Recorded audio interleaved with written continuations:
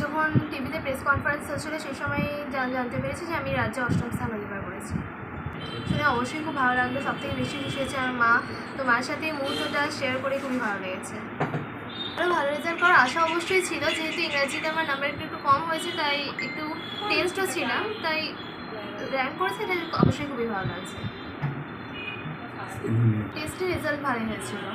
টেস্টের থেকে আমি অবশ্যই বলবো যে আগামী বছরগুলোতে যেন আমার মতো আরও মেয়েরা স্ট্যান্ড করে, মানে মেয়েদের পাশের হার বা পরীক্ষায় যোগদানের হার যেন আরও বাড়ে, মহিলা শিক্ষার হার যেন আরও বাড়ে। এভাবে সময় পরিমাপ করে কখনো পড়াশোনা করিনি, যখন প্রয়োজন হতো তখনই পড়াশোনা করতাম।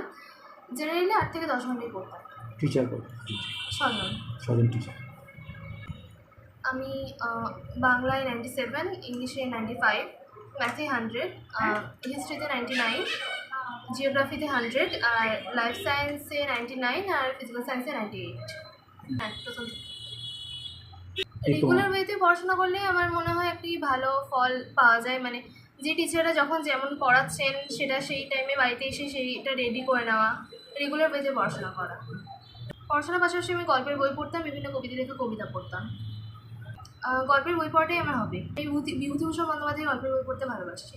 খেলাধুলা আগে করতাম, এখন আর অতটা খেলাধুলা করা হয়ে ওঠে না, সেভাবে অতটা তো দেখা হয়ে ওঠে না। আবার নায়ক নায়িকাদের মধ্যে সালমান জোশী আমার ফেভারিট। খেলাধুলা যখন মাঝে মধ্যে দেখি ক্রিকেটই দেখি, বিএল দেখিনি, চ্যাম্পিয়ন্স ট্রফি দেখি।